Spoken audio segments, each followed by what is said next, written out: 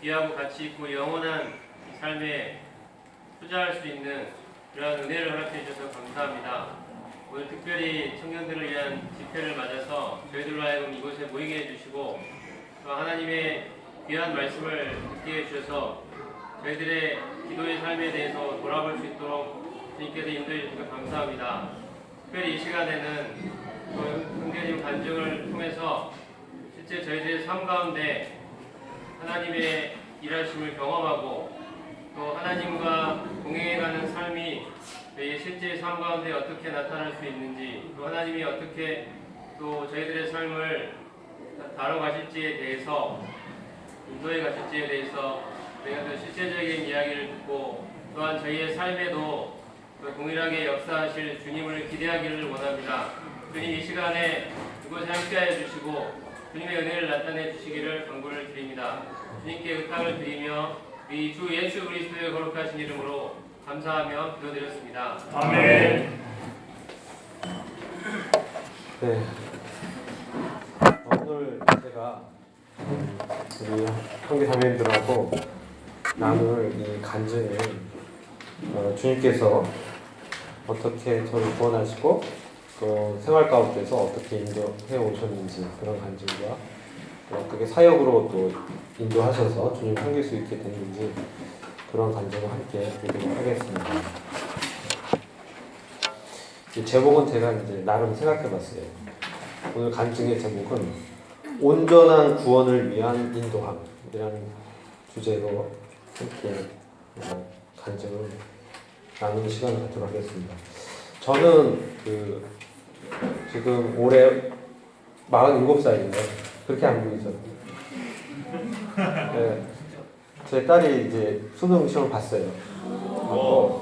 오늘 논술 시험 보러 간다고 했는데 결혼은 28살에 했고요. 모의고에서. 아까 이제 전석 형제님께서 모범적인 생활을 했다고 했는데 그렇지 않아요. 간증을 들어보시면 얼마나 이중적인 생활을 했는지 간증을 좀 들으시게 될 거예요. 저는 외동아들로 자랐어요. 형제간이 없어요. 없고. 그런데 제가 한 7살 때쯤 돼서 저희 외할머니하고 저희가 같이 살았는데 외할머니가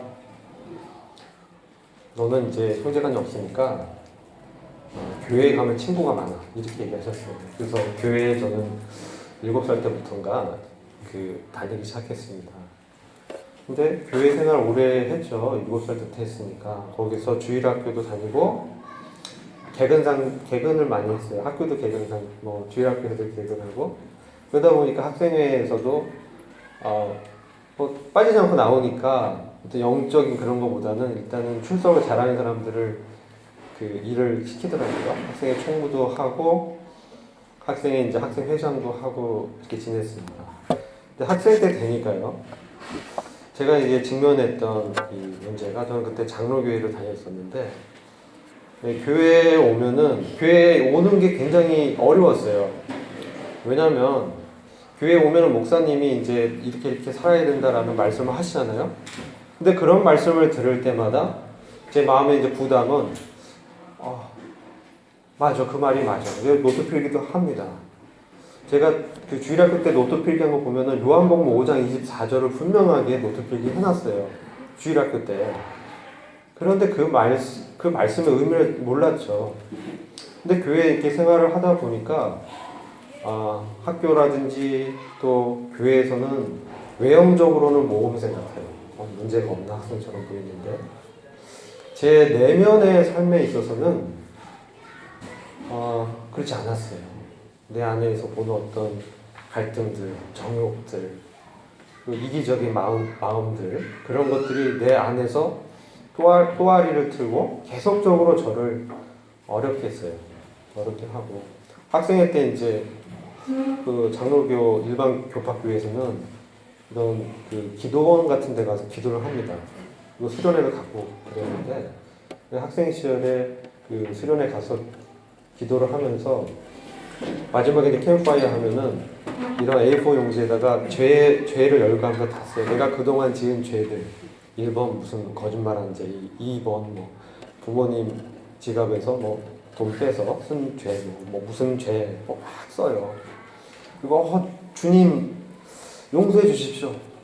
그런 이제 기도를 드리고 마음이 이제 후련해요. 다 고백하고 그러니까. 그럼 그거를 또 이렇게 태워요. 내 죄가 다 끝났다. 그런 의식인 것 같아요. 그렇게 하고 또다시 그 생활로 돌아와서 교회를 다니면은 또 이제 그런 어려움이 해결되지 않고 남아있었어요. 그리고 목사님 설교는 항상 뭐뭐 해야 된다, 이거 하면 안 된다, 뭐 이 세상에 축복을 받으려면 어떻게 해야 된다.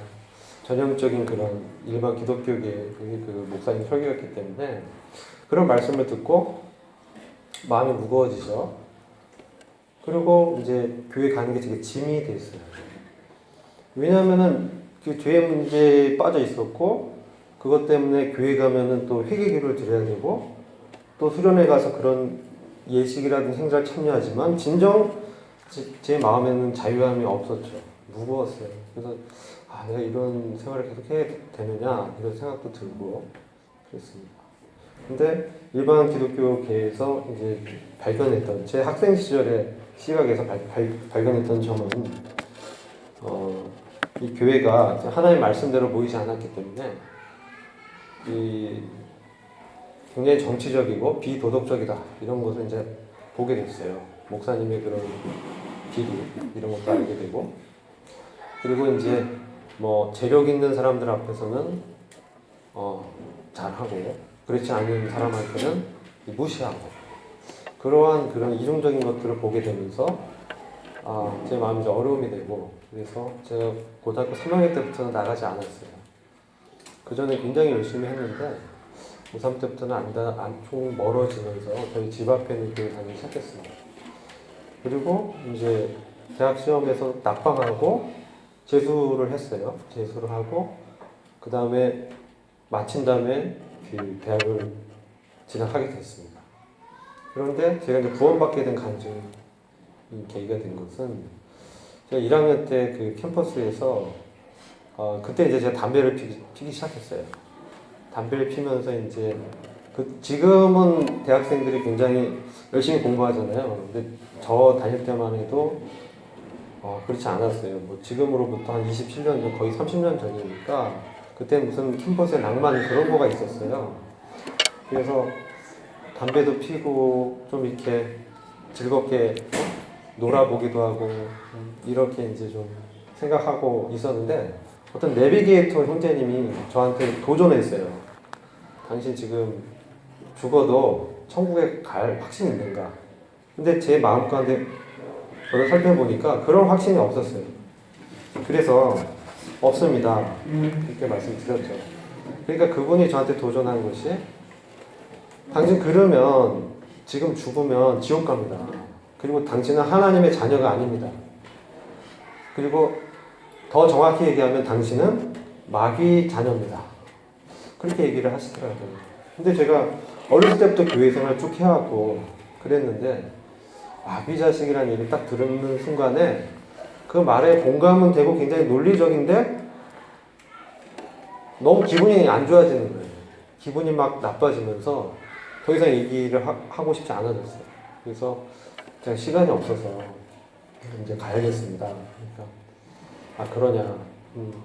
이제 헤어지고 이제 집에 가는데 그분이 이제 잠깐만 그러는 거예요. 잠깐만. 왜 그러십니까? 딱 한마디만 하고 싶다. 무슨 말씀이죠? 당신이 이제 버스를 타고 집에 가다가 교통사고를 당하면 당신은 지옥 가. 알아야 돼. 상당히 더 기분이 안 좋아지죠. 그런 얘기 듣고 버스를 타고 이제 집에 쭉 가는데 곰곰이 생각해 봤어요. 그분이 하신 말씀이 정말 맞는가. 근데 그분 말씀이 그거였어요. 굉장히 단순한 사형리의 복음이었거든요.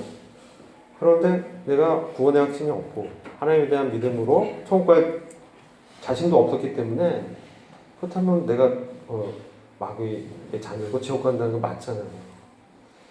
그게 틀린 말이 아닌데 그렇게 기분이 안 좋았어요. 그 집에 이제 가고 그래서 제가 다시 내가 한번 교회를 가봐야겠다. 그러니까 이 제도생활 뭐 고3 때 이제 교회 이렇게 떠나와서 2년간 이제 안 다녔잖아요. 집 앞에 교회만 이렇게 나갔고. 그래서 제가 다녔던 그 교회 갔는데 분위기가 좀 굉장히 침울했어요. 그때 여름인데 그때 이제 제 선배죠. 2년 선배인데 그 선배가 수련회에 가서 물에 빠져 익사를 했어요. 근데 이제 전 이제 그런 소식을 모르고 그냥 갔었는데 그 소식을 듣고 좀 인생에 대해서 제가 의문이 들기 시작했어요. 그 형의 그 죽음을 이제 접하고 나서 학생이 같이 저희가 생활했기 때문에 제 고등학교 선배였고 근데 그 형이 이제 잠깐 그 잘못된 길로 가서 다시 회개하고 돌아와서 검정고시를 보고 이제 대학을 진학했었거든요. 근데 그 형을 이렇게 데려가셨어요, 하나님이. 그리고 제 이제 재수생활에서 만났던 이제 법대 다닌 친구였는데 그 친구도 그 형이 7월에 죽었고 그 친구는 8월에 죽었어요. 그 부고 소식을 듣고 그 친구가 그 강원도 친구였는데 장례식장에 참여하면서 쭉 그런 생각이 들었어요. 아, 인생에 있어서 참 이렇게 갑작스러운 죽음도 있구나. 그 친구가 죽기 일주일 전에 저희 집에 와서 하룻밤 갔었거든요. 근데 그 친구가 죽기 전에 한 일주일을 그 제주생활 때 만났던 친구들 집들을 다 방문했던 거예요. 제주도부터 해서 올라왔어요. 제주도, 전라도, 경상도 이제 쭉 해서 제가 그때 서울에 살았기 때문에 서울 마지막에 저희 집에 왔었어요. 그러니까 당시에 제가 마포구 합정동에 살았었는데 합정동이 아니고 잠실에 살았었는데 잠실에도 이제 와서 마지막 그 주간이죠. 죽기 전 마지막 주간 마지막 여행이었는데 칫솔 하나 들고 왔더라고요. 돈도 하나도 없고 칫솔 하나 딱 들고 자기가 전국 일주를 했다는 거예요. 친구들 친구요. 그래서 이제 밤에 같이 자면서 제가 그 친구한테 도전을 했어요. 야, 너 하나님이 계시다는 걸 아냐? 저 스스로도 그 믿음이 분명치는 않았지만 근데 이 친구를 봤을 때 그런 마음이 들었어요. 그때 그 친구는 자기는 하나님 믿지 않는다. 자기는 오히려 불교가 좋다. 그리고 뭐 인권을 변호사가 되겠다. 그런 꿈을 갖고 있었어요. 탄광에서 자랐기 때문에 어렸을 때 그 정선 지역의 탄광에서 그 광부들이 굉장히 어려운 생활을 하거든요. 그런 사람들의 그 권리를 보호하기 위해서 내가 이렇게 정의를 위해서 싸우겠다. 그런 원대한 뜻을 갖고 있었던 친구였는데 아버님이 굉장히 부자였어요. 그 지역의 유지였고 뭐 목장도 있으시고 땅도 많이 있으시고 했던 분이에요. 그 아들이 그 집에서 셋째 아들인데 공부를 굉장히 잘했어요. 원래 이과였는데 이제 재수하면서 문과로 돼서 법대를 진학했었거든요. 그런데 이제 그 가장 똑똑한 친구가 그렇게 죽은 거죠.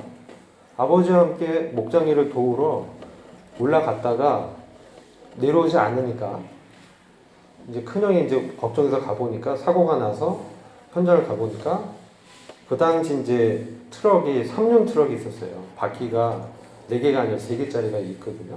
지금 이제 보기 어려운데 그 3륜 트럭을 타고 내려오는 길에 빗길에 부른 거예요. 그래서 아버지도 이제 사고를 당하고 둘째 형이 중간에 탔고 얘가 오른쪽에 제일 끝에 탔어요. 제일 앞자리. 아버지하고 이 친구가 차가 구르니까 사람이 이제 차가 구르면 튕겨 나간대요. 차 안에 있다가 튕겨 나가면서 아버지 돌아가신 것 같고 이 친구 가보니까 이제 뭐 참담한 상황이었고 둘째 형은 차에 이렇게 깔려 있었어요. 근데 제일 큰 형이 가서 보니까 막 살려달라고 하니까 막 아버지 저러지? 자기 막내 동생은 저렇게 돼 있지? 그러니까 둘째 형을 이렇게 간신히 그 형을 이렇게 구해내서 다 이제 병원에 갔는데 의사가 이제 그런 얘기 하는 거죠. 막내가 이제 제 친구죠. 제 친구가 조금만 일찍 왔으면 살았다. 아직도 눈에 용기가 있다. 근데 이 친구가 이제 차가 이렇게 구르니까 목뼈가 부러졌어요. 목뼈가 부러지면서 너무 아프니까 그 고통을 못 참고 혀를 깨물은 거예요. 그 순간적으로 엄청난 고통이 오니까 그거 잊으려고 혀를 깨물었는데 혀가 잘린 거예요. 그러니까 혀가 잘리니까 피가 계속 이제 출혈이 됐는데 조금 일찍 갔으면 살았다는 거죠. 그리고 둘째 형이 이제 제일 그 집안에 골치 아픈 사람이었대요. 그 형은 웃을 일은 아닌데 3년차에 깔려서 막 살려달라고 해서 건져냈는데 타박상만 입고 멀쩡한 거예요. 그리고 이제 막내는 이렇게 그래서 이제 죽었고 하다 싶은데 이제 그 현장을 가서 보고 제 친구들하고 기차를 타고 내려오면서 이런 질문을 던졌어요. 야, 우리가 이 친구의 죽음 앞에 서서 과연 우리가 어떤 인생을 살아가야 될지에 대해서 한번 고민해보자. 이 친구가 가졌던 원대한 꿈이 있었던 것처럼 정의를 위해서 우리가 사회에 기여하기 위해서 열심히 이렇게 살 수 있지 않겠냐. 그런 어떤 얘기가 나왔었고, 두 번째는 언제 어떻게 죽을지 모르는데 이 친구의 죽음을 이렇게 목도하면서 저렇게 열심히 살았고 원대한 꿈이 있었고 아버지도 굉장히 부러울 만한 부자였지만 저렇게 가버렸단 말이지. 그러면서 인생은 아무도 모르기 때문에 정말 즐기고 싶은 거 다 즐기고 가는 것도 의미가 있지 않겠냐. 이 두 가지 의견이 나왔어요.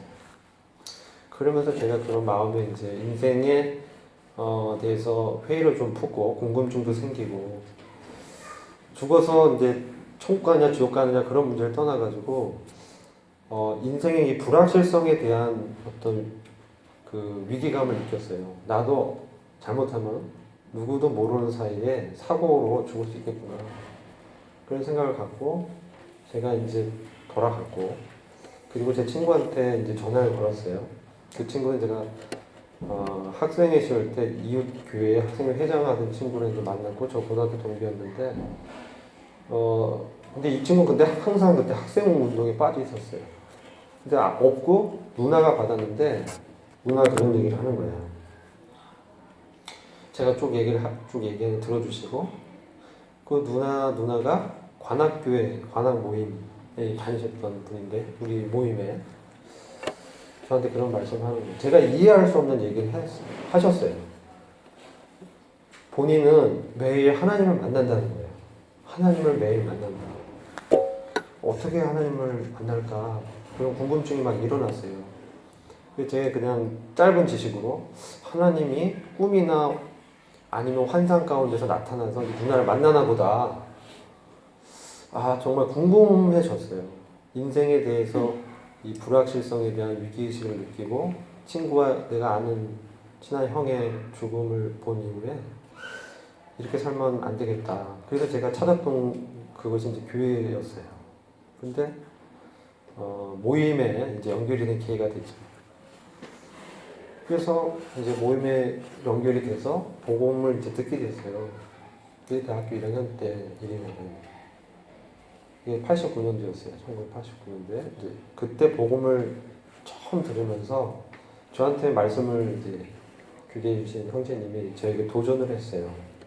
당신이 정말 당신의 어떤 능력을 의지해서 이렇게 살 거냐? 아니면 사시고 참되신 하나님께 인생을 의탁하고 그분께 모든 것을 전적으로 맡기고 돌이켜서 회개하고 주님을 믿을 거냐? 이렇게 이제 도전을 했고 저도 곰곰이 제 이제 짧은 인생을 돌이켜 보니까 주님을 신뢰하고 믿는 것이 진정한 믿음이고 내 것을 내려놓고 불확실한 나의 모든 것들 내가 뭘 해가지고 성공하거나 내가 그런 가능성을 이렇게 따져봤을 때 확실치가 않잖아요. 얼마나 인생이 불확실해요. 근데 그 당시만 해도 젊어가지고 뭔가 이렇게 하고자 하는 열정이 있었거든요. 근데 그런 그 주변 사람들의 죽음을 보니까 정말 이런 열정과 상관없이 하나님 데려가는 걸 보고 그것이 아니라는 걸 이제 깨달았죠. 그래서 그때 제가 그 주님을 선택하겠습니다. 주님 믿겠습니다. 그렇게 고백을 하고 요한복음 5장 24절 말씀을 통해서 구원의 확신을 얻게 됐어요.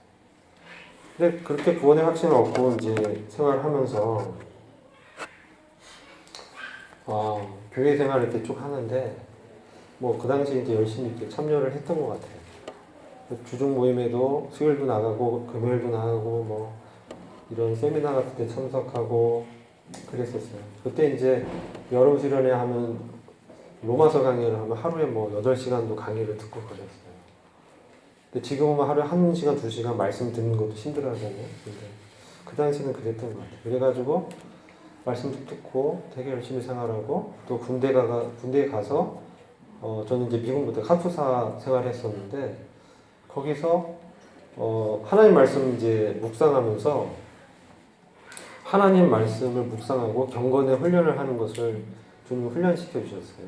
그래서 새벽 한 4시 반? 4시 반에 이제 시계를 딱 맞추고 일어나서 거의 3년 동안 거의 빠지지 않고 거의 매일 이제 큐티를 했어요. 큐티하면서 하나님 말씀을 쭉 읽고 거기서 주님이 주는 어떤 교훈들을 이제 적용하고 그런 생활을 이제 하면서 제 마음 가운데 소원이 생긴 게 하나님 말씀을 이렇게 쭉 공부하다 보니까 이거에 대해서 정말 인생을 걸어야겠다. 하나님 말씀에 대해서 소중히 여기고 내가 여기에 대해서 좀 더 내 인생을 들여서 해야 되겠다. 이런 생각이 들었어요. 그래서 우리 그 당시 제가 4학년 2학기만 마치고 군대를 갔었거든요. 그리고 이제 성경을 연구하려고 했었는데 지금 이제 결혼한 우리 자매를 이렇게 주님이 만나게 해주셔가지고 교제를 하게 됐어요. 그리고 교제를 하면서 같이 이제 뜻이 모아져서 같이 이렇게 성경을 연구해서 일단 하나님 말씀을 연구하자. 그때 이제 제 마음을 사로잡았던 것은 그거였어요. 그런데 이제 저희 그 모임의 장로 형제는 지금 아무것도 없는데 결혼을 하려고 하나, 어떻게 자매를 먹여 살리려고 하나 그런 이제 말씀하셔서 예 그렇군요. 그리고 제가 그러면 직업을 갖겠습니다. 그래서 당시 이제 해서 제가 이제 그 상경계열에 있었기 때문에 은행에 이제 가게 됐어요. 은행에 가서 돈을 많이 주는 그런 은행을 들어갔어요. 우리나라에서 돈을 제일 많이 주는 은행에 들어갔어요. 주님의 은혜로 이렇게 들어가게 하셨는데 굉장히 바쁘더라고요. 주는 만큼 부려먹더라고요. 당시는 토요일도 막 일했어요. 지금은 5일째인데 그때 6일째였거든요. 토요일까지 일하고 그렇게 이제 하면서 그래서 교회에서 성경 공부하는 데 계속 열의가 있었죠. 그러다가 제가 인생의 계기가 된 그 터닝 포인트가 됐던 거는 결혼 이후에 이제 직장 생활을 하면서 제가 그 비전으로 품었던 성경 연구에 관한 그런 것들은 이렇게 잊혀졌어요. 너무 바쁘고 하니까 잊혀졌고, 그리고 이제 매너리즘에 이제 빠지게 되는 거죠.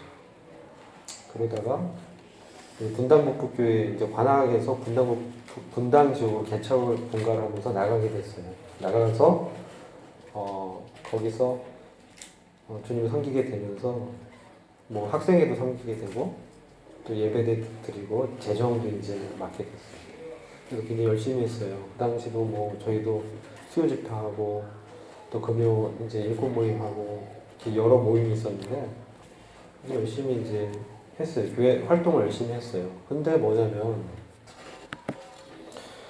여전히 제가 분명히 구원 처음에 받았을 때는 이제 대학교 다닐 때였거든요. 학생 시절이었는데 학생 시절에 그런 청년의 정욕들이 있잖아요.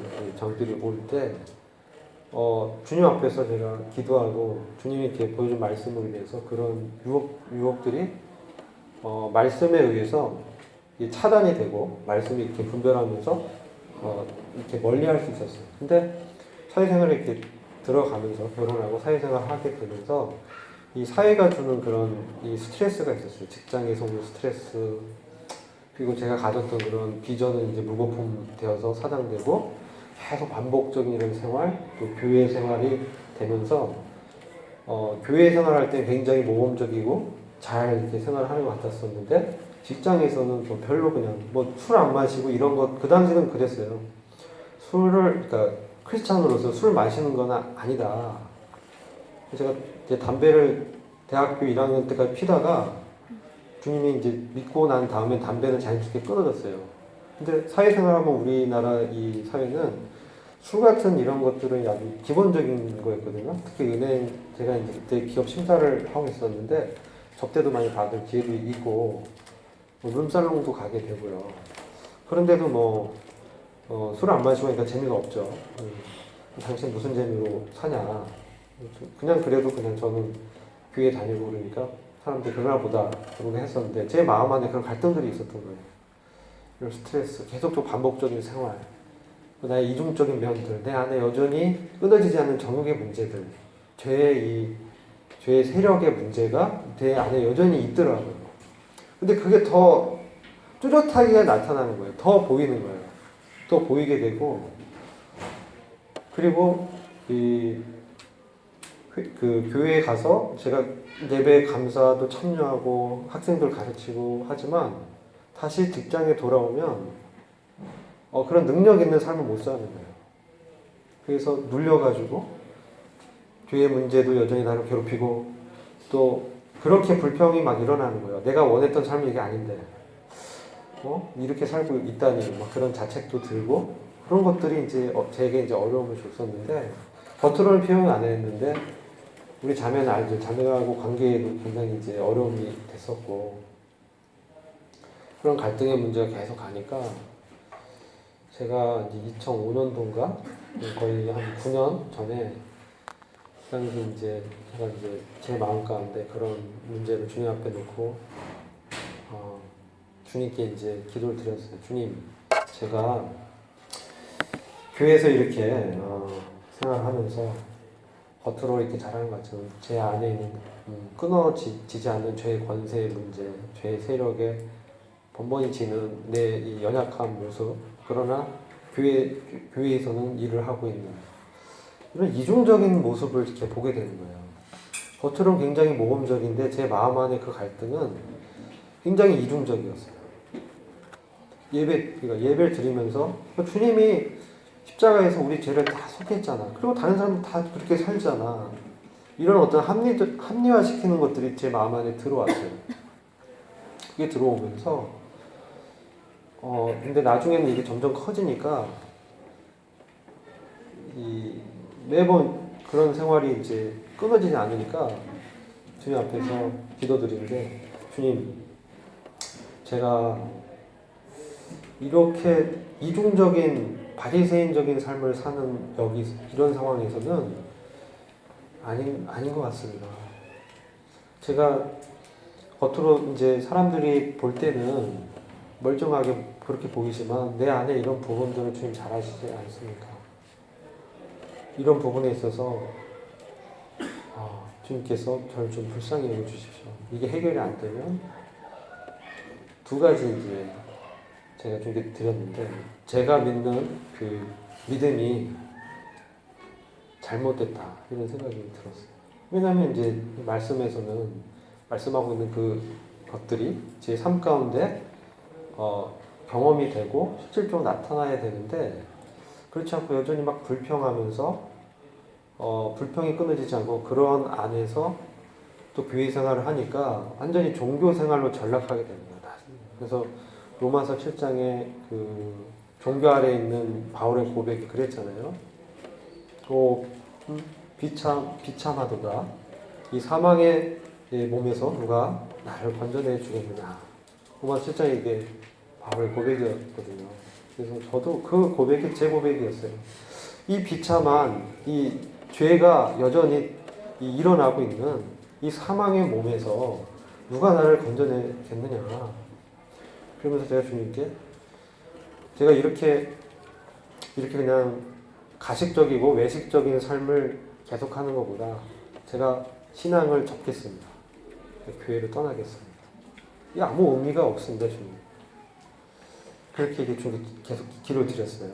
기도 드리면서 그렇게 이제 생활하는데 제가 거기서 인생의 전환점이 됐던 것은 주님께서 그 당시 저희가 수요일 날 바이블 리딩을 같이 저희 모임에서 했는데 바이블 리딩 시간 때 저도 참여를 이제 하면서 함께 이제 맞추셨던 주제가 요한계시록이었어요. 요한계시록에 나타난 이제 주님을 그때 이제 제가 보게 됐었는데, 오늘 이제 말씀 메시지에서도 우리가 주님을 어떻게 알고 있느냐, 이런 것이 이제 삶의 전환기가 되었던 것 같아요. 그래서 저도 내 삶에 있어서 제 주도적으로 이제 교회생활을 해왔던 거예요. 제가 이제 주님을 이렇게 만나는 과정에서도 제가 선택하고 결정을 내리고 회개에서도 이렇게 자유의지를 들여서 했지만 제 삶 가운데에서 그런 부분에서 여전히 저의 어떤 의지가 많이 이렇게 반영이 되었던 삶이었었죠. 근데 그것이 저를 구원해 주지 못하더라고요. 그 열심, 주님을 향해 했던 그런 추구, 젊었을 때 비전, 이런 것들을 이제 갖고 마치 뭐가 된 것이냐 신앙생활을 했었는데, 그것이 나를 죄의 권세에서, 그 죄의 어떤 세력에서 저를 해방시켜 주지 못하고 그냥 그렇게 하면 할수록 저는 더 죄의 밑으로 죄가 저를 잡아 끌어당기면서 헤어날 수 없는 지경에 이제 빠지게 되는 것을 경험하게 됐어요. 그러면서 신앙을 이제 포기하려고 했을 때 주님께서 요한계시록 성경 읽기 과정에서 제가 그동안 이제 하나님의 말씀을 내 위주로 봤다는 것을 깨닫게 됐어요. 제가 군대 생활을 하면서도 제가 3년을 거의 빠짐없이 큐티를 했었거든요. 아침 4시 반에 일어나서 쭉 이렇게 말씀을 묵상하면서 너무 좋았어요. 충만했어요.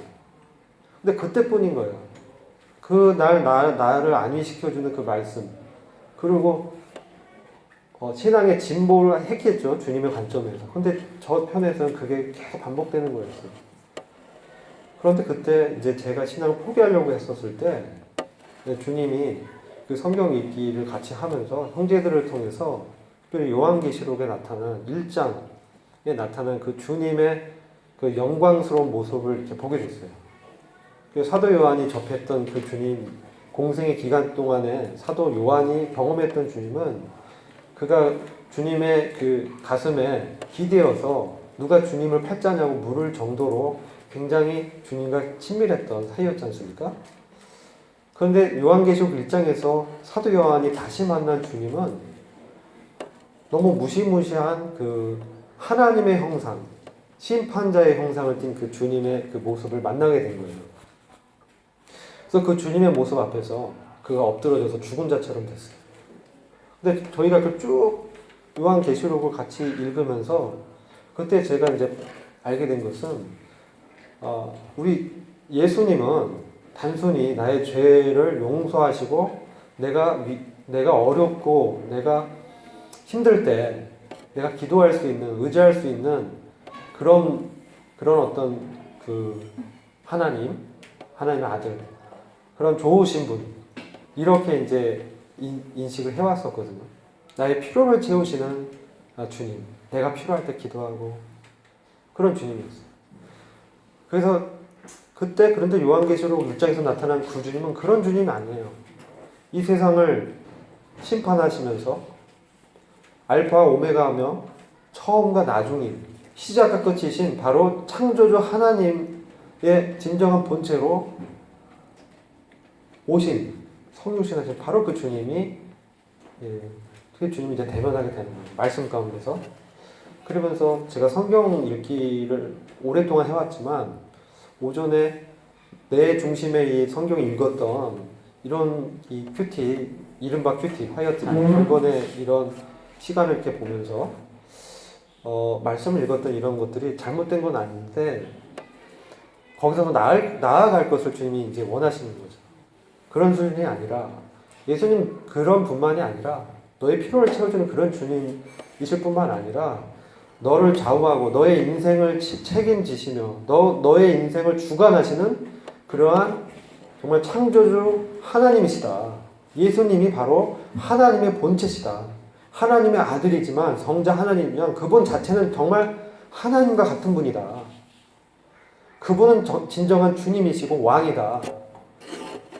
너가 이렇게 필요할 때만 찾는 그런 주님이 아니라 너의 인생을 진정으로 주관하는 바로 그런 주님이시다. 그것을 이제 성경 말씀을 이렇게 대하면서 그런 말씀들이 제 마음 안에 이슬처럼 이렇게 들어왔어요. 점점 조금씩. 그러면서 그 말씀을 통해서 저의 그런 문제들이 이렇게 치료되기 시작했어요. 그리고 말씀. 그 다음에 저희가 이제 토요일마다 가정 집회를 했어요. 구역문 가정 오픈해서 형제들과 이렇게 교제를 했었는데 형제들의 고민, 형제들의 문제점을 이렇게 듣게 됐죠.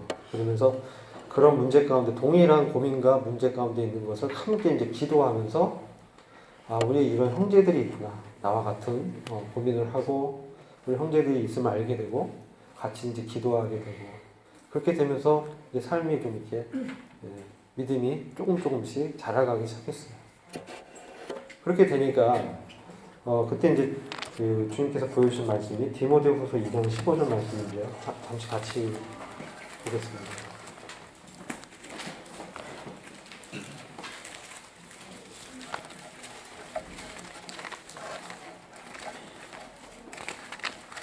디모데후서 2장 15절 말씀을 한번 같이 한 목소리로 읽어보겠습니다.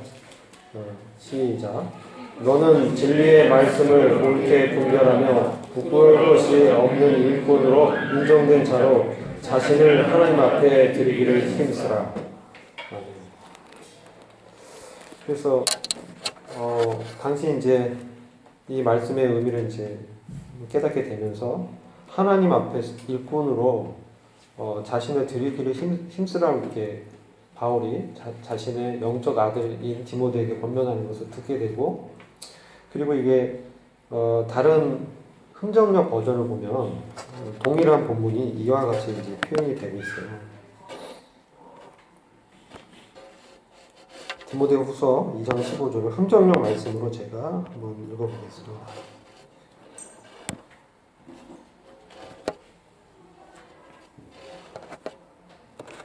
거기는 이 힘쓰라는 말씀을 이와 같이 번역을 하는데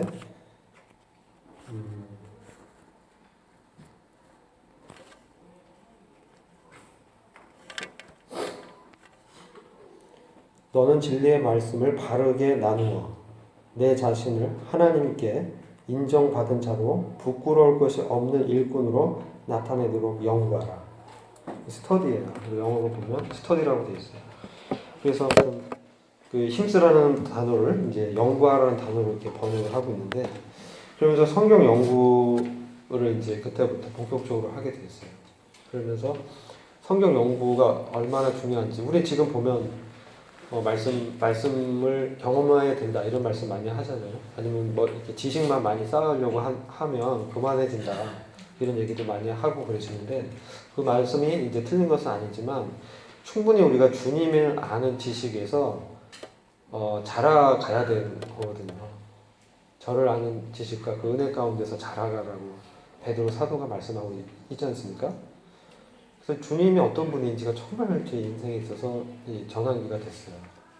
그러면서 성경 읽기를 내 중심에서 나의 필요를 충족시키기 위해서 나를 위로해주는 말씀 이것을 찾는 그런 아침의 그 경건의 시간이 아니라 정말 이 본문에서 주님은 어떻게 나타나고 있고 주님 내게 어떤 것을 원하시는가 주님의 관점에서 이제 성경을 읽게 됐어요.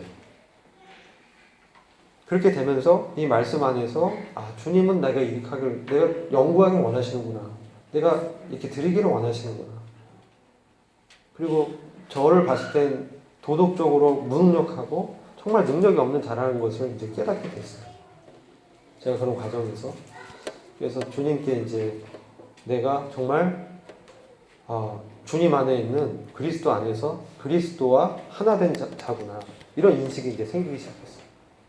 지식적으로 이렇게 알았던 그런 것이 정말 실질적으로 내가 주님 안에 있구나. 그리스도 안에 내가 있는 자구나.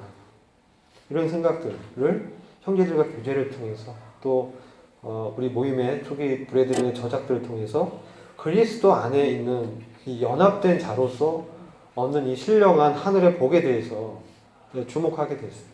내가 무엇을 애써가지고 내 열정과 내 비전으로 무엇을 이루는 것이 아니라 내가 이미 그 그리스도 안에서 모든 풍성한 하늘의 복을 받은 자라는 것을 보게 되고 이제 그런 사람으로 어떻게 살아가야 되는가 이렇게 관점이 바뀌게 되었고 또 이 성경 말씀에서 나를 충족시키기 위한 그런 말씀이 아니라 하나님이 나에게 원하는 것이 무엇인가 여기 이제 주안점을 두고 성경을 읽기 시작했어요. 그때부터는 이 성경 말씀이 이제 조금씩 달라 보이게 되고 이제 그 말씀에 의해서 주님을 이제 배워가는 생활이 시작됐습니다. 그때 이제 주님이 사역을 시작하게 하셨어요. 그래서 그 교회에서 성경학교, 교회학교를 했었는데 이제 책임 교사로 할 수 있도록 주님이 해주셔가지고 그때 이제 본격적으로 성경을 가르치기 시작했고 그게 한 5년, 6년 되니까 주님이 이제 그런 것들 정리하게 또 해주시고 그리고 서울대학로교회에서 한 2년 전에 그 개척이 됐는데 성경을 이렇게 함께 가르칠 그때 문영호 형제님 계셨는데 함께 가르칠 교사가 필요하다 이런 이제 요청을 하게 됐습니다. 그래서 주님 앞에서 기도하면서 저의 인생을 끌어온 제가 청년회 시절 때 주님 앞에서 가졌던 비전 성경을 연구하겠다. 근데 그때 저희 장로 형제님이 왜 연구하냐 라는 질문을 했었거든요. 그냥 알고 싶어서 연구합니다. 근데 그때 당시엔 그 정도의 대답밖에 못했는데 세월이 이렇게 지나면서 주님의 뜻을 알게 되면서 주님을 분명히 알고 내가 이제 알고 있는 이 주님을 내 삶 가운데서 또 경험하고 그리스도 안에 있는 이 놀라운 이 유업, 신령한 복에 대해서 알게 되고 이것들을 이제 나누는 거죠. 그래서 이 은혜의 말씀 함께 나누면서 교회를 섬길 것을 이제 주님이 말씀하셨어요. 그래서 그때 기도하면서 대학로교회를 옮기게 돼서 문영문 형제님과 같이 이제 사역을 같이 도용하게 됐고 그러면서 이제 성경을 같이 가르쳤죠. 그리고 1년 전에 주님이 자격 없는 자를 장로 일을 할 수 있도록 해주셨어요. 그런 자격은 전혀 없는 사람인데 주님이 그 일을 할 수 있도록 열어주셨어요. 그래서 인생을 돌이켜보니까 제가 뭘 하려고 하고 막 열심히 했지만 주님은 저 안에 그런 선한 소원을 두셨던 것 같아요. 그리고 그것을 이루어 가시는 분도 주님이라는 것을 제가 분명히 알게 되고 깨닫게 되는 거죠. 제가 신앙을 포기하고 가려고 했어도 주님의 은사는 부르심은 결코 주님의 부르심은 후회하심이 없다는 것을 알게 됐어요. 내가 그렇게 이중적인 생활을 하고 그런 삶을 살았지만 주님은 제가 주님 안에서 주님 주셨던 그 소원을 이루어 가셨던 거예요. 제가 만약 그때 무슨 신학교로 가고 신학대학을 가가지고 약관의 나이에 무슨 신학 박사가 됐다. 그 말씀이 정말 내 인생을 이와 같이 변화시킬 수 있을까? 그러지 못했을 것 같아요. 오히려 저는 저의 삶 가운데서 또 직장 생활 가운데 또 교회 가운데서 교회 안에서 주님 안에서 주님을 더 많이 풍성히 알게 됐어요. 근데 주님을 아는 것만큼 우리가 믿음을 구사할 수 있어요. 실질적으로. 그래서 이제 사역에 들어가게 되는 이젠 진짜 영적 전쟁인 거예요. 제가 이 교회에서 대학로 교회에 와서 일을 하다 보니까 이것은 장성한 자의 분량에 이르지 않으면 엄청나게 이 시험을 받고 공격과 어려움을 당하게 됩니다. 그래서 제가 나머지 시간은 여러분들이 실질적으로 교회든 주님의 이 사역을 하기 위해서 어떻게 장성한 분량에 이르는 그런 믿음을 가질 수 있는가 간단히 짧게 제 경험, 주님께서 보여주신 경험과 인도하심에 대해서 교제를 하고자 합니다. 3시까지 맞춰달라고 했으니까 한 15분, 20분 남았는데 여러분 그 주님의 뜻은 그리스도인이 거룩해지는 거예요. 이건 변할 수 없는 진리예요. 내가 거룩하니 너희도 거룩하라. 근데 우리가 그리스도 안에서 우리가 거룩해졌잖아요. 고린도전서 1장 3절 보면 그리스도는 하나님에게서 나와서 우리에게 지혜와 의와 거룩과 구속이 되셨느냐. 그 말씀하고 있거든요. 이건 우리의 신분적인 측면에서 주님이 우리 자신에게 지혜가 되셨기 때문에 그 지혜 안에서 우리의 의가 되시고요. 단순한 의롭게 여겨짐에서 칭의하셨지만, 의롭다고 칭하셨지만 믿음으로 말미암아 우리가 의롭게 여겨졌잖아요. 그 주님 자신이 저희의 의가 되어 주시고 주님이 저희의 거룩이 되어 주신 거거든요. 그리고 주님이 우리의 구속이 되어 주신 거예요. 우리가 나중에는 우리가 이 땅 가운데서 거룩한 삶, 의의 말씀을 경험한 삶, 그리고 우리가 실질적으로 내 몸을 들여서 주님을 섬기는 그 분량만큼 우리가 그 나라에 가서 주님의 경륜 가운데서 하나님의 영광에 들어갈 거예요. 그러니까 왜 우리가 구원받아서 천국에 가는 것은 너무나 안전하고 마땅한 거예요. 이거는 변함없는 진리예요. 그런데 내가 이 땅 가운데 어떻게 살았느냐, 얼마큼 주님을 닮았느냐, 얼마큼 내가 그리스도 안에서 주님을 의지해서 주님을 사랑해서 섬겼느냐, 이거에 따라서 우리가 그리스도의 심판대 앞에서 보상을 받을 겁니다. 무슨 말씀인지 아시겠죠? 이거 너무나 중요한 거예요. 그래서 청년의 시절에 제가 청년기를 이렇게 돌이켜보건데 지금도 마찬가지예요. 제가 가장 후회가 되는 것은 내가 왜 성경을 내 위주로 봤을까? 정말 하나님의 관점에서 성경을 이렇게 보지 못하고 그런 큐티노트도 막 이만큼 있어요. 8, 며칠 뭐 이렇게 이만큼 있거든요. 그런 것들이 정말 진정으로 내 삶을 믿음을 이렇게 이끌어왔지만 주님은 더 이 도의 초보에서 벗어나서 장성한 분량으로 완전한 데 나아가길 원한다는 거죠. 완전한 게 뭐냐? 온전한 구원이 뭐냐? 우리의 삶 가운데서 주님께서 정말로 우리의 거룩이 되어주셔서 그게 우리의 삶 가운데 의의 열매로 나타나는 삶을 우리가 경험하고, 그리고 죄의 권세에서 이렇게 눌려가지고 죄에 끌려가지고 정욕에 내 몸을 드리는 그런 삶이 아니라 사시고 참되신 하나님을 정말 경외하면서 내가 그분께 몸을 드리고 의의 병기로 드리면서 주님을 기쁘게 하는 이런 삶을 주님이 예비해 놓으셨다는 거예요. 그런데 얼마나 많은 경우에 우리가 받은 이 구원의 안정성에만 만족하고 그 영광을 본 곳에 만족하고 안일하게 주저앉아 있는 거가 아닌가. 누군가 이것을 나에게 먼저 알려줬다면 내 인생의 10년 같은 황금기를 그렇게 안이하게 보내지 않았을 텐데. 지금도 저는 직장생활을 하지만 체력이 많이 딸려요. 주님의 말씀을 연구하는데 여러분 헌신하지 않으면 안 돼요. 여러분들이 좋아하는 거, 제가 좋아하는 거. 그러니까 제가 좋아하는 거는 밤새서 할 수 있잖아요. 그렇지 않나요? 이 청년들 왕성한 이 체력, 정력이 있잖아요. 이런 것들을 정말 주님이 원하시는데 드리지 않으면 헛되는데 이렇게 드리게 되는 거예요. 그런 것들은 주님 앞에서 다 인정 못 받아. 다 불타버리는 공력이에요. 그리스도의 기초 위에서 내가 이것을 쌓아가지 않으면 주님 앞에서 다 헛돼. 그냥 나는 구원받은 데 만족하다. 그런데 하나님은 너무나 은혜롭고 긍휼이 풍성하신 분이에요. 그래서 잠언 16장 6절 잠깐 보겠습니다.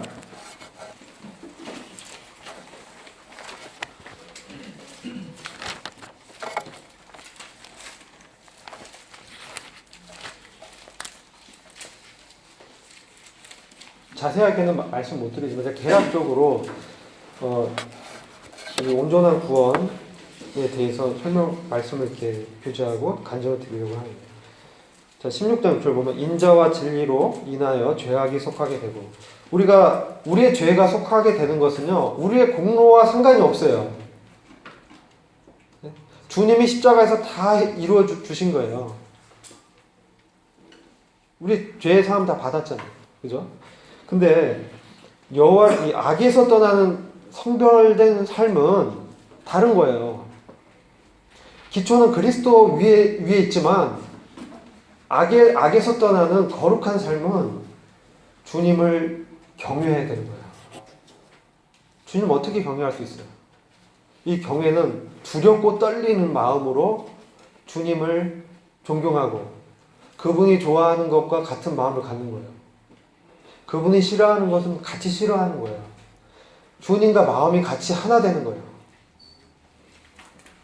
이 세상에 제가 많은 즐거움과 쾌락을 다 해봤지만 정말 그것 여러분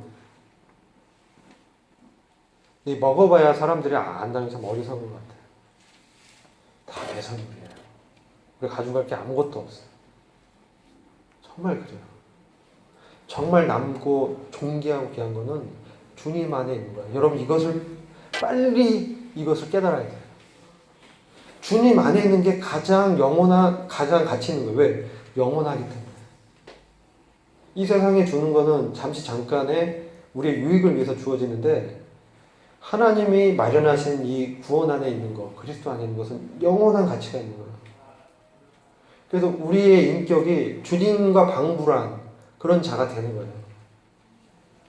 이것은 영혼을 가름하는 잣대가 돼요. 그래서 우리가 이 땅이 전부라면 아무 의미 없고 그냥 내가 하고 싶은 거 다 하고 살면 돼. 이 땅이 다니까. 근데 우리에게는 오는 세상이 있어요. 주님의 왕국이 있고 주님의 통치가 있고 새하늘과 새 땅이 있습니다. 그럼 이 영혼의 관점에서 주님은 우리를 부르신 거예요. 근데 이 영혼의 관점에서 우리가 할 그 일이 이 세상에서 내가 주님을 얼마큼 사랑했느냐에 달려있는 거예요. 근데 제가 많이 넘어져 보니까 주님같이 정말 놀라운 분이 없는 거예요. 와, 이와 같이 이 추악하고 더러운 죄인을 주님이 받으셨구나.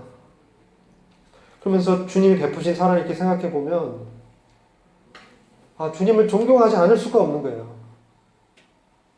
우리 주님께서 아들로 오셔서 의를 사랑하고 불법을 미워하셨다. 이렇게 말씀하고 있거든요. 히브리서 말씀 보면 나오는데 의를 사랑하고 불법을 미워했다. 의는 뭡니까? 의의 말씀을 경험하는 게 장성한 분량에 이르는 건데 단단한 식물을 취하는 거예요. 그것은 내가 좋아하지 않아도 주님이 싫어하고 주님이 기뻐하지 않으면 이것을 끊어내는 거예요. 나를 부인하는 삶이냐. 이거는 여러분 제가 이번에 정말 교훈받은 거는 히브리서 말씀에서 교훈을 받았어요. 히브리서 말씀 잠깐 볼게요. 히브리서 6장 6절과 히브리서 10장 26절 이 두 부분인데 여기서 보면 타락한 자들이 나와요. 타락한 자들과 짐짓 죄를 범하는 자. 히브리서 10장 26절부터 볼게요. 우리가 진리를 아는 지식을 받은 후 짐짓 죄를 범한 즉 다시 속죄하는 죄사가 없고 오직 무서운 마음으로 심판을 기다리는 것과 대적하는 자를 태울 맹렬한 불만이 있으리라. 모세의 법을 폐한 자도 두세 증인으로 말미암아 불쌍히 여김을 받지 못하고 죽었거든. 29절 함께 읽겠습니다. 시작. 하물며 하나님의 아들을 짓밟고 자기를 거룩하게 한 언약의 피를 부정한 것으로 여기고 은혜의 성령을 욕되게 하는 자가 당연히 받을 형벌은 얼마나 더 무겁겠느냐. 너희는 생각하라. 여러분 25절까지 이 우리라는 대상은 분명히 구원받은 그리스도인이에요. 형제들아. 거룩한 부르심을 받은 형제들아. 전날에 고난의 싸움에 참여했던 형제들아. 그 형제들에게 25절에 모이기를 패하는 어떤 사람들과 같이 하지 말고 오직 권하여 그날이 가까움 올수록 볼수록 더욱 그리하자. 자, 지금 우리 많이 모이기를 패하고 있어요. 잘 모이지 않잖아요. 근데 주님이 오실 날이 점점 가까이 온 것 같아요. 그런데 26절 이하는 이런 상황에서 우리가 진리를 아는 지식을 받았잖아요. 그리스도 안에 있고 우리가 구원 받았잖아요. 그리스도가 나의 지혜가 되시고 거룩과 구속과 의가 되시는 거 다 알잖아요. 진리라는 지식을 받았는데 짐짓 죄를 범한 즉 다시 속죄하는 제사가 없고 짐짓은 뭐냐면 의도적으로 계속해서 죄를 범하는 거예요. 의도적으로 계속해서 죄를 범하면 어떻게 되냐? 그 사람은 부끄러운 구원을 받게 됩니다. 주님은 분명하게 정확하게 계산하실 거예요. 그건 정말 두려운 일입니다. 하나님의 심판을 우리가 십자가에서 주님이 다 심판 받으셨잖아요. 이거는 지옥 가는 형벌에 대한 심판을 받았어요. 그러나 이 땅에서는 어떤 심판을 받느냐? 징계의 심판을 받아요. 징계의 심판. 아들이기 때문에, 사랑하기 때문에 징계를 하시는 거예요. 우리가 이 일상생활에서 범죄를 계속하는데 아들인데 징계하지 않으면 그 아들은 사생아잖아요. 내 아들이 아닌 거예요. 아들이 잘못되는데 징계하지 않는 아버지가 어디 있겠어요. 그래서 이 땅 가운데서 여러분 만나는 이런 어려움들, 고난들, 시험들, 때론 징계들, 이런 것들이 우리를 거룩하게 하려고 하는 거예요. 그게 히브리서 12장에서 징계의 그 목적이 있어요. 보시면 10절 보시면 12장 10절 그들은 잠시 자기의 뜻대로 우리를 징계하였거냐 오직 하나님은 우리의 유익을 위하여 그의 거룩하심에 참여하게 하시는 거예요. 무릇 징계가 당시에는 즐거워 보이지 않고 슬퍼 보이나 후에 그로 말미암아 연단받은 자들은 의와 평강의 열매를 맺느니라. 자, 의의 말씀을 경험하고 의와 평강의 열매를 맺는 삶, 거룩한 삶이 실제로 나타나는 삶, 이것을 주님이 우리를 통해서 이루고자 하는 거예요. 근데 이것은 성령의, 로마서 8장에 보면은 성령의 인도함을 받는 삶이에요.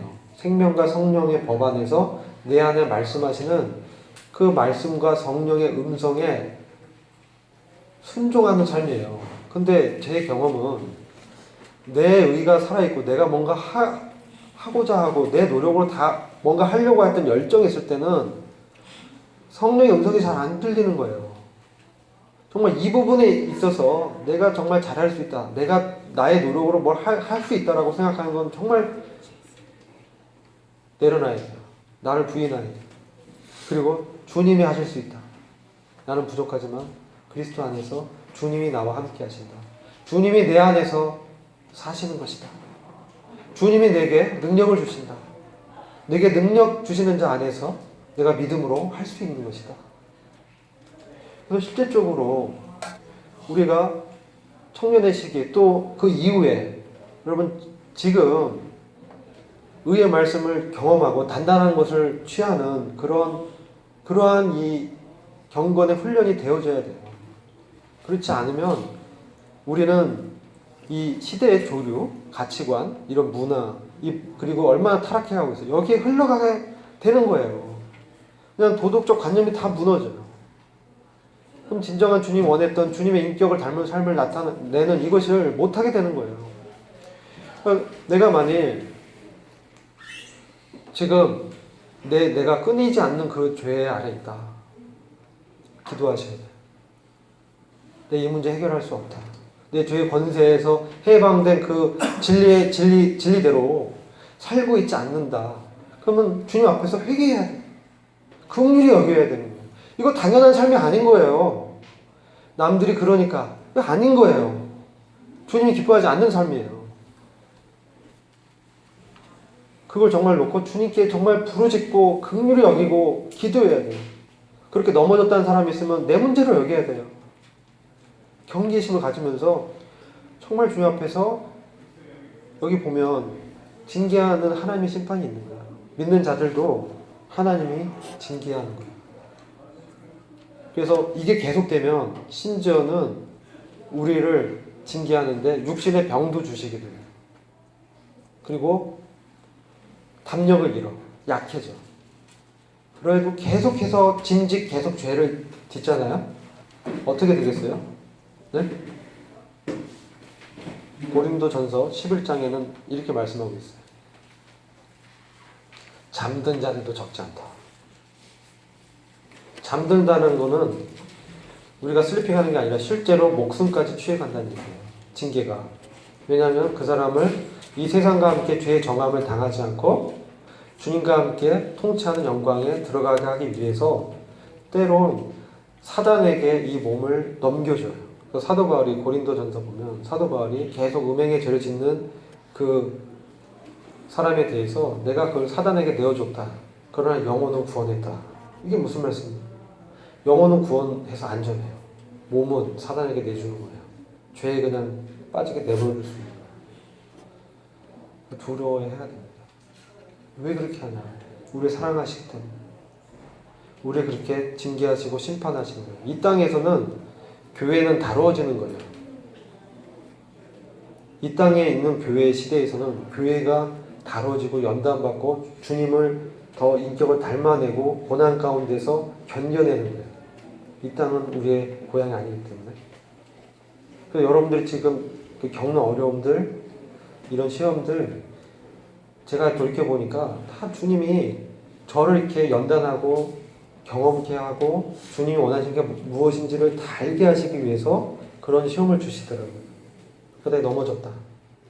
의라는 건 뭐냐면 하나님께는 의는 거룩이에요. 그리스도에 의하면 그리스도가 죄가 없으신 도덕적인 정결함, 거룩함, 사람이 의롭다고 하는 것은 주님의 은혜로 말미암아 용납할 수 없는 죄인을 주인이 받아주신 상태가 의예요. 사람한테 의라는 것은 칭의라고 했을 때 내가 죄인이지만 주님이 의롭다고 여겨주셔서 연락된 상태를 의라고 그래요. 의의 말씀이 경험되는 것은 실제로 주님 안에서 그렇게 동행하면서 내 몸을 좀 복종시키고 이게 아닌 거 아닌 거. 내 안에 일어나는 죄의 정욕이 일어날 때 이게 내가 아닌 것을 인식해야 돼. 이거 죄구나. 이 죄에 대해서 분명하게 내가 십자가에서 죽었다라고 선포하고 육체의 정욕을 십자가에 넘겨줘야 돼요. 여기서 밀리면은 영적 전쟁에서 빠지고 지게 되면요. 죄가 점점 나를 지배해 가려고 해요. 죄는 굉장히 강력한 권세가 있어요. 그러나 우리는 그리스도 안에서 이미 죄에 대해서, 이 세상에 대해서, 이 육신에 대해서, 율법에 대해서 죽은 자라는 거예요. 이것은 매번 그 순간에 내가 믿음으로 적용해야 되는 거예요. 이걸 계속, 이걸 항상 어떻게, 주님을 항상 인정하고 내 삶 가운데서 주님을 의식해야 돼요. 끊임없이 주님을 이렇게 바라봐야 돼요. 묵상 가운데서. 이게 경건의 훈련인 거예요. 그래서 실질적으로 주님의 그 마음과 내가 합해져야 되는 거예요. 이 죄가 이게 탐닉하고 좋아 보이지만 결과는 비참하거든요. 이거 단호하게 죄라고 정죄해야 돼요. 죄의 정욕이 일어날 때. 그리고 그리스도를 바라봐야 돼요. 내가 넘어졌어도 다시 일어나서 그리스도를 바라봐야 돼요. 그렇게 됐을 때 실질적으로 내 삶 가운데 죄와의 전쟁에서 승리하신 그리스도를 말미암아 주님의 승리를 의지해서 실제적인 승리의 삶이 나타나요. 그러면서 실질적으로 내 인격 안에서 주님처럼 의를 사랑하게 돼요. 의를 사랑한다는 것은 하나님과 같은 마음을 가졌다는 거예요. 하나님 절대적으로 거룩하시기 때문에 우리 안에는 죄를 절대 용납하지 않아요. 그런 것으로 되어진 공력은 다 불타버립니다. 그리스도 안에서 주님을 의지하고 사랑한 그 일만 남는 거예요. 그래서 여러분들이 이 죄에 대해서는 정말 단호하게 아니라고 해야 되는 거예요. 당연시 여기면 안 돼요. 남들이 다 그러니까. No, 절대 안 그래요. 여러분 사단에게 속으면 안 돼요. 그래서 매번 그때 주님을 바라보면서 내가 주님과 함께 죽었고 부활했구나. 부활하신 주님과 함께 내가 사는구나. 이게 정말 청년할 때 또 앞으로도 계속 되어져야 돼요. 그러지 않으면 여러분이 정말 주님 오셨을 때, 사랑하는 주님 부르셨을 때 주님이 우리를 위해서 마련해 주신 그 영광스러운 유업에 우리가 다 들어가야 되잖아요. 영광은 받는데 왕같은 제사장으로 다 누리는 자가 있고요. 그 다음에 자기 육신의 정욕대로 내 몸을 마음대로 살았던 사람은 부끄러운 구원만 받고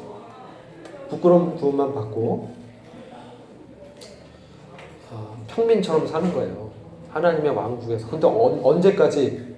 영원히. 이게 하나님의 공의의 심판인 거예요. 여러분 지금 교회 시대 때 여러분 부르신 거는 여러분 마음대로 살려고 부른 게 아니에요.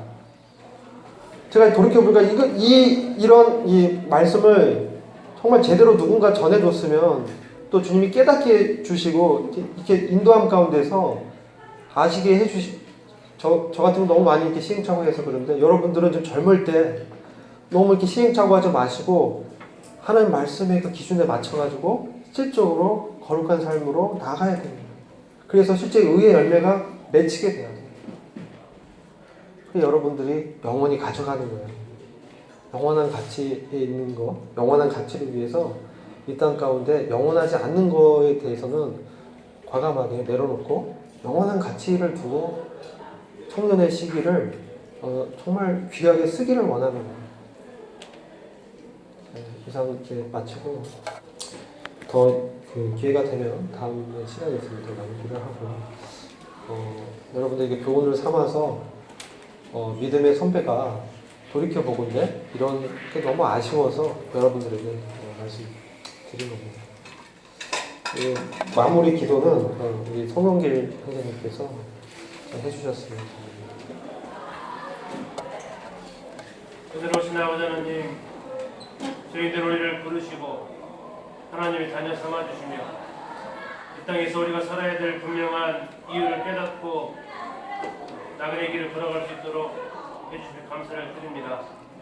우리에게 주어진 시간이 많지 않음을 알게 해주시고 또 특별히 청년의 때에 우리가 선택하고 나아가는 일들이 정말 주님의 앞에 서서 선악간의 그 행한 대로 그래서 심판자 앞에 서게 될 것을 생각하며 이 청년의 시기를 잘 보낼 수 있도록 여기 있는 모든 청년들을 도우시기를 간구를 드립니다. 아버지 하나님, 특별히 이곳에 있는 우리 청년들 지금 기억해 주셔서 한국 모임에 또 장차 각 지역 교회의 든든한 기둥으로 주님께서 또한 양육해 주시기를 간구를 드리며 매일의 주의 말씀으로 또 기도 가운데 나아갈 수 있도록 도우시기를 원합니다. 이 시간에 있을 모든 교제도 주님의 선한 손길을 부탁을 드리며 주 예수님의 이름으로 감사하며 기도드립니다. 네, 수고 많으셨습니다.